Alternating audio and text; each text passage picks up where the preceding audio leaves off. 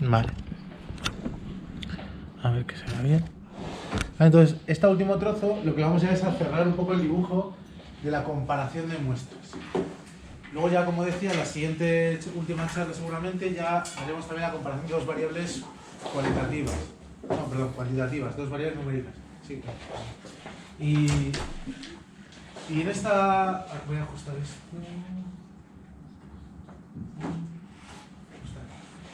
En esta en concreto vamos a hablar de la comparación en más de dos grupos, ¿vale? Hasta ahora tenemos siempre la situación de, pues, hombre-mujer.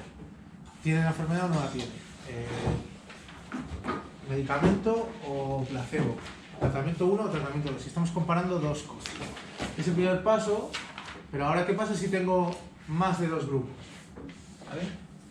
Sería una situación también muy típica de los estudios de medicamentos, en la que, por ejemplo, yo le doy el placebo a un grupo de personas, les doy un medicamento convencional, un medicamento ya testado, a otros, y a un último grupo les doy un nuevo medicamento cuya efectividad quiero medir. Eso sería lo que es un diseño de experimento más ya robusto. Porque fijaos que tiene sentido hacer esto así, ¿no? Claro, si yo solo veo las diferencias entre un medicamento que estoy testando y el placebo, puedo estar... Claro, estoy percibiendo que el medicamento funciona, pero a lo mejor funciona peor que lo que ya hay. Entonces, ¿qué sentido tiene sacar al mercado un medicamento que funciona peor? Bueno, pues, sí, adelante. ¡Ay! Perdón, no llevamos mucho rato, ¿eh? No se puede entrar. No pasa nada, no. Ha sido despiste, perdón. Claro, entonces decía, esta sería la situación que ahora nos interesa, más de dos grupos, ¿no? Entonces, como decía, este es el diseño típico de un ensayo ya con más vistas a buscar la realidad un poco más seria, ¿no? Que lo otro también está bien, pero ya no solo quiero comparar el nuevo medicamento y el placebo, sino quiero compararlo con un medicamento establecido, ¿no? Por ejemplo, si quiero hacer una vacuna nueva basada en algo nuevo para la gripe, pues se ha apagado. Bueno, le damos otra vez. Vale, entonces, claro, lo que hemos visto hasta ahora en esta situación de más de dos grupos no funciona igual. Por supuesto que no todo tiene por qué ser cosas así de tipo diseño de experimentos, ¿no? Podemos considerar, por ejemplo, un ejemplo que creo que no me acuerdo si lo puse en las gráficas, pues podría ser, quiero ver cómo afecta el daño muscular a jugadores de baloncesto, fútbol y gente que no hace deporte. Más daño muscular en la rodilla, qué sé, pues, gente que pasea. Entonces, claro, tiene sentido ver cómo de distinta es el daño que tienen en cierto tendón de la rodilla el jugador de baloncesto y el que no hace nada, pero a lo mejor también es interesante verlo con el de fútbol, o con el de fútbol y el que hace remo y el tal. Bueno, depende ya de los datos que tenga, pero ese tipo de... Entonces, puede ser observacional, puede ser un experimento, pero ya tengo más de dos grupos. Claro, no vale solo con... Al final todos los métodos que vimos comparaban dos medias, comparaban la media de esto con esto, o la distribución de esto con esto. Ahora ya tenemos más complejidad, porque tenemos que tener en cuenta la diferencia de todo con todo, de alguna manera. O sea, entonces ahí la cosa se puede complicar un poco más. Vale, entonces me voy a basar en este ejemplo, ¿vale? Que tiene, bueno, aquí en este caso lo he modificado un poquito, he cogido días de ingreso, marcador y bueno, he metido también una respuesta a un cuestionario que se le podía haber hecho, imaginaos que es algo psicológico o psiquiátrico y entonces pues tengo esa posibilidad de mirar en la sangre una cierta cosa, hacerles una serie de preguntas y ver su estado y luego también el número de días de ingreso. Es una situación un poco así semi-inventada, porque es que se basa en algo un poco real, pero es un poco con lo que voy a jugar para ver un poco qué se podría hacer, ¿vale? Y es el mismo ejemplo que hemos visto hasta ahora. Bueno, pues la primera herramienta más interesante, o sea, más conocida por todos, usada, conocida, que nos suena porque lo hemos visto en todos los sitios y es un poco hacia lo que vamos a llegar ahora, es la ANOVA. ANOVA en inglés significa, bueno, Analysis of Variance. También se le dice análisis de la varianza, abreviado o no. Claro, este método pues es el más usado en estas situaciones. También se puede usar para 2 muestras. Claro, en concreto, las cosas con más de 2 muestras, si las usamos para 2 muestras también funcionan. De hecho, la ANOVA, si la usamos solo para 2 muestras, en ciertos casos, depende de qué modelo tomemos, es lo mismo que el test de la T-Destruct. Entonces, el que ya hemos visto de alguna manera está incluido aquí. ¿En qué se basa la ANOVA? Bueno, primero, se basa en la, hay que decirlo, luego lo insistiré, pero se basa en la distribución normal. Los datos tienen que seguir la distribución normal y esto también es un lugar de fallo súper típico en los artículos de medicina. Si abrís un artículo y os fijáis un poco en las muestras que aparecen, es muy probable que se esté haciendo ANOVA, porque en todos sitios se hacen ANOVA, y es muy probable que alguna de las variables no hayan comprobado bien que de verdad es una distribución normal. Entonces, esto, tener cuidado con eso, ya lo voy diciendo desde ahora. ¿En qué se fundamenta? Bueno, pues la tabla de datos que yo tengo aquí, voy a pensar en cada grupo, esto que he puesto en rojo, azul y verde, y voy a pensar que, por ejemplo, la variable que estoy estudiando, días de ingreso, que lo que quiero comparar al final son estos datos con estos y con estos. Y lo que voy a pensar es que cada observación que yo he tenido aquí, este 19, este 29, cada una de cada grupo, el modelo se fundamenta en que esa observación se puede explicar como una combinación de 3 cosas. Un valor medio global, cada cosa que he puesto ahí dentro de cada grupo, de un valor medio, más o menos la media aproximadamente de todos los grupos tiene una componente común, un valor común, pero luego hay unos valores específicos de cada grupo, que sería como decir que por ejemplo, alfa sub 1, la observación está de aquí, es un cierto valor medio común a todos, más una cierta cantidad, alfa sub 1, que solo tendría el placebo, alfa sub 1. Este tendría alfa sub 2, este sería la media más alfa sub 2, y este alfa sub 3. Es decir, hay una cierta cantidad, una media, un valor extra en la media, que es distinto en cada grupo. A priori podría ser distinto en cada grupo. Luego veremos la hipótesis nula y la hipótesis anti, pero digamos, hay una contribución del placebo en la media, que solo se observa en el placebo, una contribución de la media en el medicamento convencional y otra aquí. ¿Vale? Este alfa sub i, alfa sub 1, 2, 3 en este caso, es ese efecto diferencial o contribución del tratamiento que he elegido, el tratamiento de ese grupo. Y luego hay una parte que es una parte aleatoria, que es simplemente por la propia muestra. Es decir, he tenido buena o mala suerte al elegir ese dato o al recoger ese dato, y esa cantidad aleatoria pues también aparece aquí contribuyendo. La suma de las 3 cosas es lo que explicaría, bajo este modelo de ANOVA, la observación que yo estoy teniendo en cada grupo. Que el subíndice simplemente es el I es el grupo y el J la observación. Por ejemplo, este sería el 1,1, el 1,2, el 1,3. Este sería el 2,1, el 2,2 y el 2,3.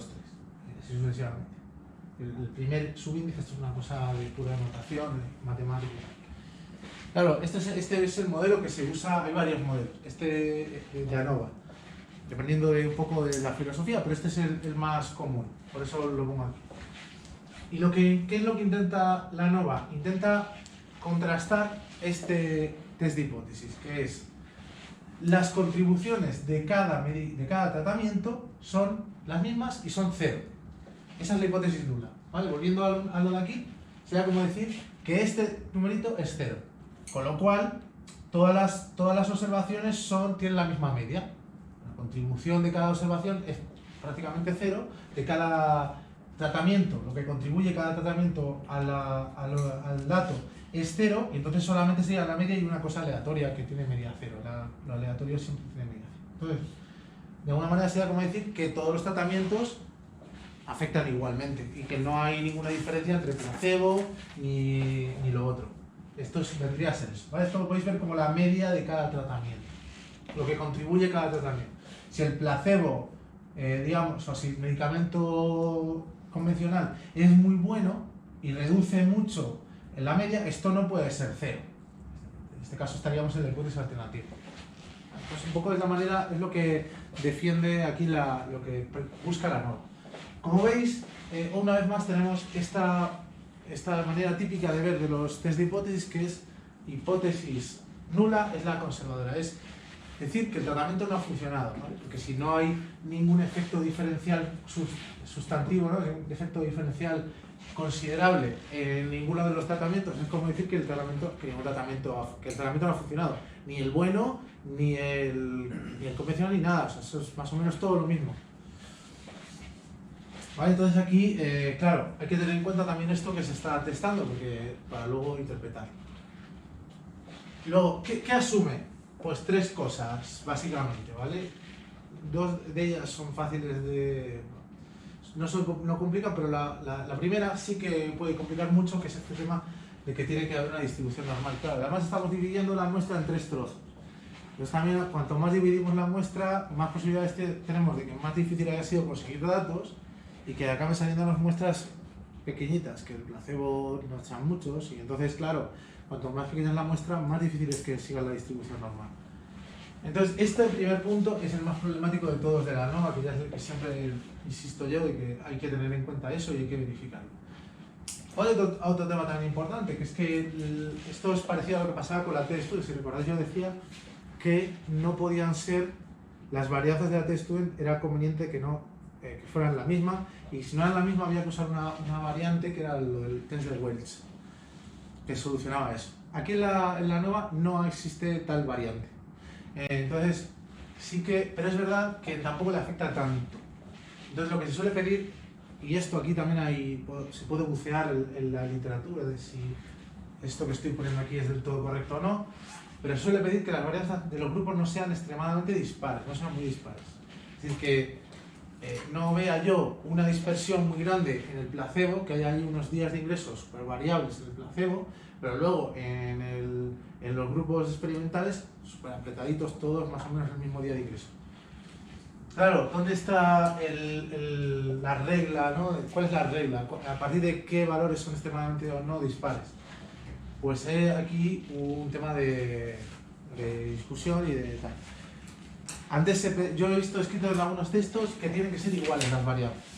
En otros que no, por ejemplo, he visto escrito que no sea una varianza más de 3 veces ninguna de las otras. Reglas así.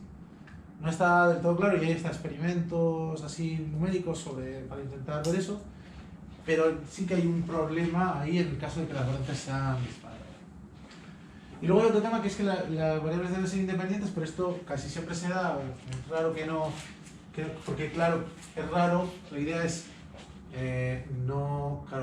como yo elija el grupo experimental, un grupo experimental no debería influirme, o sea, como yo haya recogido los datos, no debería influirse uno a otro. Es decir, si yo cojo un dato, o sea, recojo en una encuesta un dato, el siguiente dato que recoja no se verá influido por el dato anterior que he recogido habitualmente, ¿no? O sea, sería como que yo...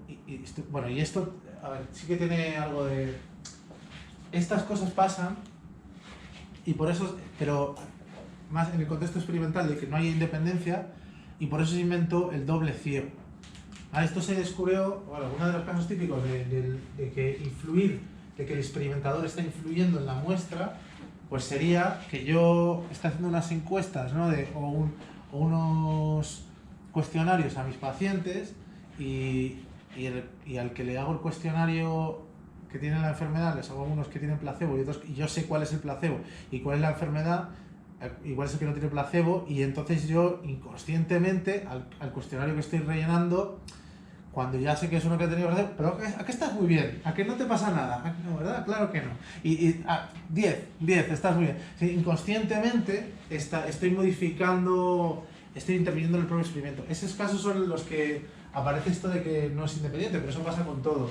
Pero aquí sí existe más. Por eso inventó lo que digo del doble ciego, que es que el experimentador no sabe quién es el placebo y quién no.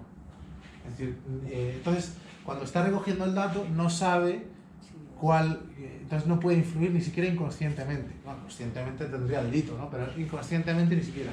También se llegó a observar, esto es muy loco, en casos de experimentos con ratones, que incluso la manera en que se manejaban los ratones inconscientemente provocaba que los ratones a los que se le había administrado cierta sustancia, el propio experimentador los trataba inconscientemente de otra manera. Yo no sé si espero que no les diga pedradas o algo al ratón, que le interesaba que estuviera peor, pero como que inconscientemente y luego había hasta teorías de que si a través del sudor, o el estrés o algo del propio experimentador, pues hacía que el ratón se viera dañado o afectado. Entonces por eso se inventó lo del doble ciego, que también es otro tema de diseño experimental que podemos discutir, pero va por ahí, ¿no? Que tú de alguna manera estás influyendo en la muestra, pero esto es raro, ¿vale? Si se hace bien es raro. Entonces, bueno, vamos a verlo con el ejemplo de este que os he puesto aquí, ¿vale? Hemos hecho estas 3 grupos, tenemos un placebo, un medicamento convencional y un nuevo medicamento. Le hacemos el diagrama de cajas, que a mí es un punto de inicio que me gusta hacer, porque no cuesta nada, lo hace el ordenador y ya te da una idea visual de qué uno espera encontrar, ¿vale? Y sí que vemos que los días de ingreso parecen ser bastante mayores en el grupo placebo, y aquí hay discusión, ¿no? Aquí puede haber mayor o menor, sí que parece que el medicamento nuevo tiene la mediana, que es esta rayita, más baja. Pero sí que es verdad que se solapan un poco las cajas y no hay del todo una regla así clara. Claro, cuanto más dispares sean los grupos, más posibilidades hay que la NOVA nos dé a rechazar la hipótesis nueva. Entonces, lo primero que debo hacer, como siempre, es comprobar que la variable sigue una distribución normal, que un caso más, vemos aquí como si que la sigue muy bien además, porque fijaos que incluso estos datos, que siempre son los más problemáticos, las colas, este trozo de aquí, es donde se suele separar más. E incluso aquí se apretan bastante bien, es bastante normal la variable de días de ingreso. Entonces voy a ir haciendo checks en las cosas que se cumplen para repasar que de verdad ocurre, ¿vale? Las varianzas no las he calculado, pero si las calculara, las varianzas son una medida de dispersión y vienen dadas por... Al final son muy parecidas. Si el rango intercuartílico, que es lo que se mide aquí, es muy distinto, las varianzas también son muy distintas, ¿vale? Ser realista, a lo mejor las tendría que calcular, pero sí que no hay una gran disparidad en la dispersión, entonces sí que puede ser que esté bastante bien en este sentido, por eso hago un check. También por el boxplot, por el diagrama de cajas, veo, el QQplot, veo que sigue una distribución normal. Bueno, y puedo argumentar que por el método de extracción de los datos pues no ha habido una influencia, ahí esa independencia se cumple. Esta última condición es básica a nivel de cualquier cosa estadística que hagamos, pero bueno, la pongo aquí también para insistirla. Entonces plantearíamos el test de hipótesis. El test de la NOVA en este caso sería, si lo quiero escribir en la terminología que he puesto antes, sería que las contribuciones de cada tratamiento son iguales y son todas cero. Esa sería la hipótesis 1, que sería lo mismo que decir que el tratamiento, ningún tratamiento, vamos, de estos ha funcionado. Y la hipótesis alternativa sería decir que existen diferencias considerables en los tratamientos. Entonces, claro, como digo, pues eso es tema de que sería lo mismo que decir que las diferencias, o sea, que no funcionan. Entonces, bueno, como siempre, fijaríamos un nivel de significatividad o significación que sería 0,05 de forma convencional, tradicionalmente se usa ese, y haríamos ese test de hipótesis de la NOVA, que lo puedo hacer pues con R, con STS, con lo que yo quiera, o a mano si me pusiera, ¿no? Entonces me sale en este caso un p-valor muy pequeño. Y por lo tanto rechazaría esta hipótesis nula y afirmaría que sí que hay diferencias significativas entre los 3 grupos, ¿vale? O que, dicho así con toda la cautela, pues que hay evidencia estadística para afirmar que el efecto del tratamiento, hay un cierto efecto del tratamiento de los días de ingreso. Bueno, hay un tema también que se me está pasando, pero que por cuestión de que se entendiera los tipos de manera, que es hay cierta doctrina también respecto a cómo escribir los p-valores, y hay gente, esto, si escribís luego algún artículo con esto, os lo pueden llegar a decir, hay gente que dice que no es muy correcto poner cuando un p-valor es muy pequeño, que vale con decir menor que 0,05, que basta con poner p-valor menor que 0,01, 0,005, no hace falta poner, como he puesto aquí, 0,0000, no sé cuánto. Hay una doctrina ahí que dice pues que eso es como estás haciendo ver como un exceso de precisión cuando en realidad no hace falta. Y entonces hay gente que ve como de mal gusto poner así estos 0, 0, 0 en el p-valor. Yo los pongo para que veáis cuál es el valor que me ha salido, no por otra cosa. Pero bueno, si os llega eso, pues que sepáis que a veces se pone directamente menor que 0,05 y ya está. No se pone, no hace falta poner todos los ceros que te han salido en el p-valor. ¿Y si fuera igual a 0,05? Si fuera exactamente igual, yo consideraría que sí que aceptaría, o sea, que se rechazaría la hipótesis nula. Claro, entonces ahí lo que haría sería directamente poner, el p-valor es 0,05, pero sí que es verdad que yo ahí diría que sí que hay evidencias, porque se han salido justo a 0,05, pero sí que ahí ya quedaría un poco digamos, a la interpretación del lector. Interprete usted a ver si considera que tal. Cuando el p-valor está muy en el borde, porque también te puede salir 0,06, pues normalmente esa es un poco la magia del p-valor, que tú lo declaras, dices, no puedo aceptar la hipótesis nula, pero mira, me he quedado ya a punto. Decide tú si consideras que es lo suficiente cercano a 0,05 o no, porque también se puede tomar otro nivel de significación, ¿no? Puedes haber tomado, ya digo que antes en algunos campos, a mí por lo menos en psicología decían que antes se tomaba 0,1. Pues pero sí. luego varía el tamaño muestral, porque claro... A lo mejor luego ya sí, dependiendo de eso, también cambias la muestra que consideras significativa. También la razón se argumentaba que era pues, porque como las muestras son más pequeñas, para poder encontrar resultados significativos, la gente acababa bajando el nivel de significación. Bueno, eso también es la magia del p-valor, que al tú darlo, pues ya dejas la interpretación a quien lo lea. Ya dices, bueno, acepte usted o no esto, ¿no? Entonces, claro, luego hay un problema también que puede surgir con los test con la ANOVA, que no me termina de decir exactamente cómo, o sea, vale, hay diferencias, pero ¿dónde están las diferencias, no? ¿Cómo son las diferencias? Son entre este y este, entre este y este, entre este. O sea, conviene entonces poner un gráfico de estos para ver las diferencias, o una tabla de intervalos de confianza, acompañarlo con algo para luego poder comparar, decir, vale, hay diferencias significativas, pero ¿cuáles son? Por ejemplo, ¿es significativa la diferencia entre estos dos? Porque a lo mejor el nuevo medicamento es casi lo mismo que el que ya había.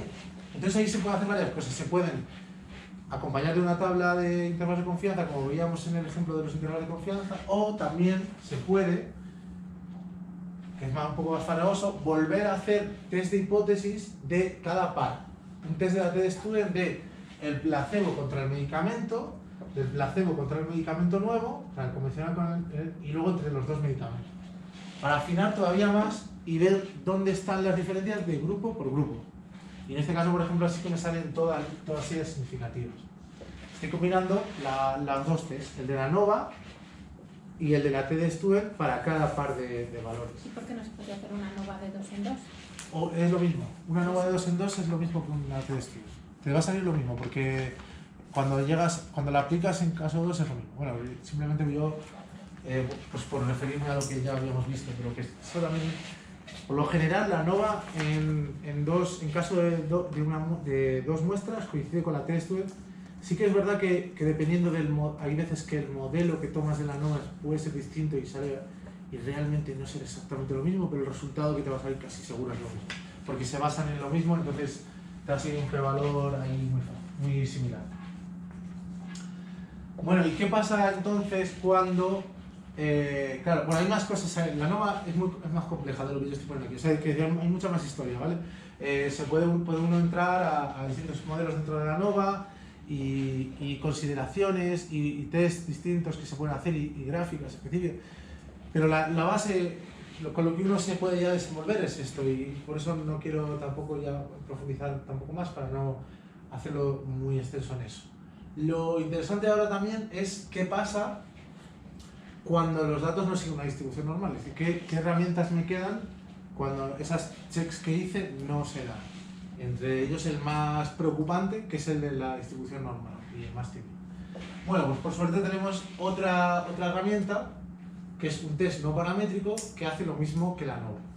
Y se llama el test de Krustal-Wallis y, curiosamente también, es lo mismo que el test de Wilcoxon y de Mann-Whitney, pero para más de dos muestras. Es decir, otra vez más, el test de Krustal-Wallis, si yo lo aplico, igual que lo que acabamos de decir de la T-de-Student, si lo aplico a dos muestras me da lo mismo que el de Wilcoxon. Y, bueno, ¿cuándo lo puedo aplicar? ¿Y qué hace? Bueno, pues lo voy a aplicar cuando no hay normalidad.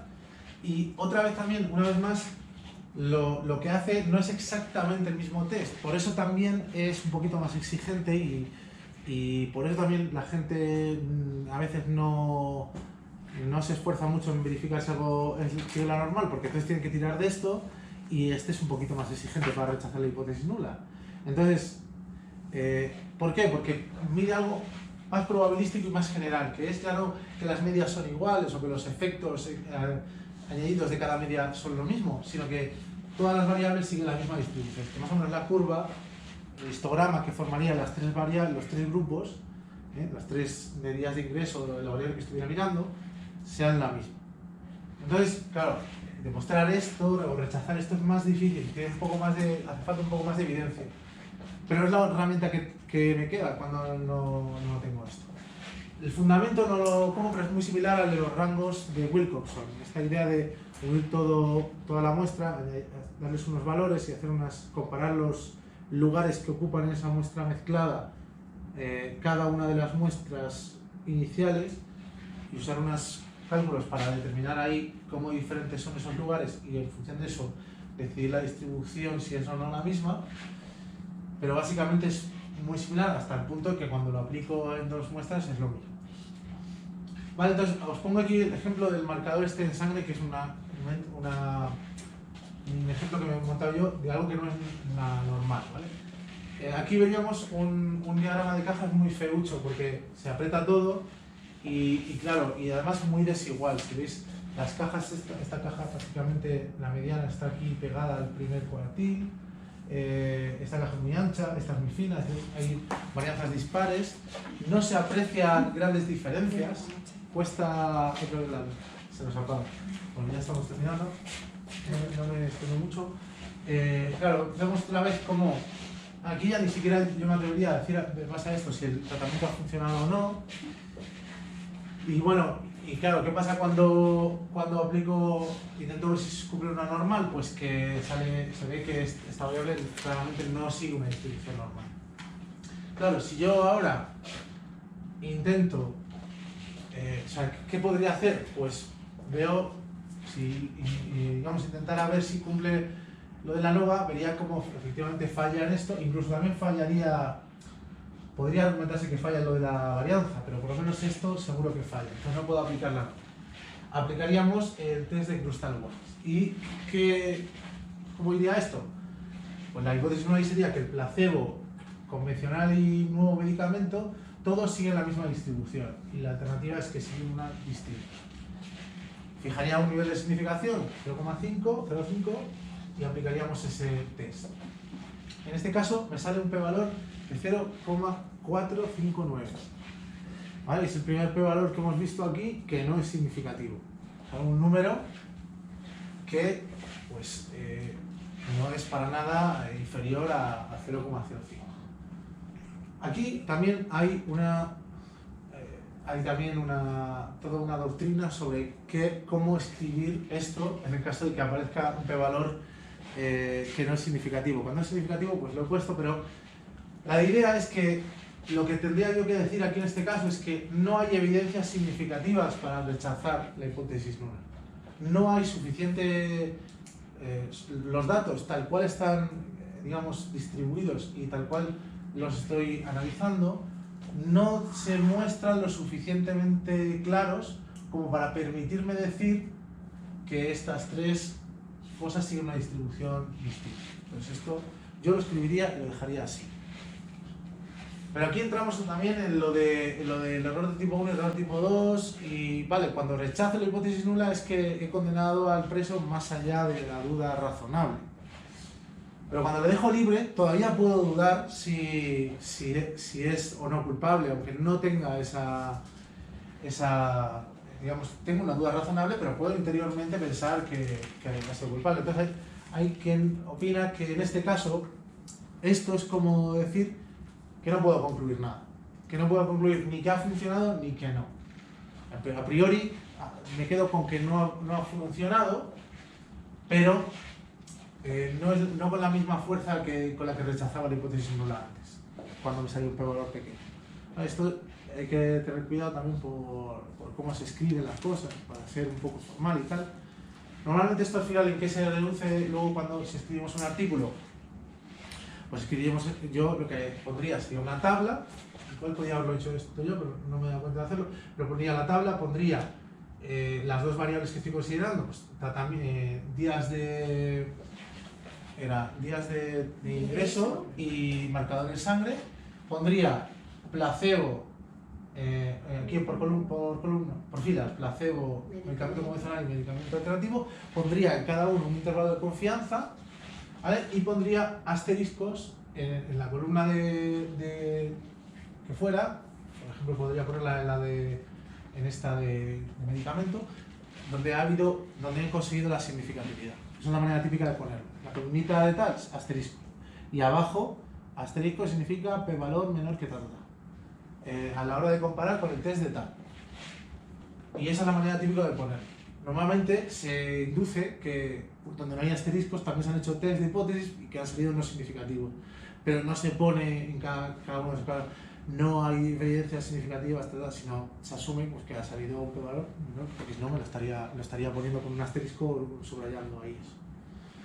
Vale, bueno, esto es un poco lo que se puede decir de esto, de varias muestras así rápidamente, sin entrar en más detalle, hay mucho más que se podría decir, pero bueno, con esto cerraríamos ya la sesión de hoy. Entonces, el próximo día vamos a intentar, voy a ver si puedo, porque ahora por ejemplo, había gente...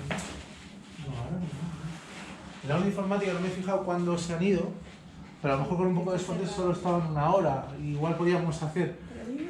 Hoy no estaba enfrente aquí. Estaba En esta no había nadie. Sí, estaba en el frente. Sí, yo he visto al principio, creo que he visto a alguien. Ah, Pero igual estaban acabando. Igual han estado poco rato. Pero Claro. sí que había gente, seguro. Entonces voy a intentar llamar y pedir que a lo mejor, si están al principio, hacemos una sesión rápida de regresión y correlación. Y cuando ya no estén, pues nos ponemos allí e intentamos empezar a hacer cosas con ese PSS de todo esto. Y bueno, yo tengo... Voy a parar ya la grabación.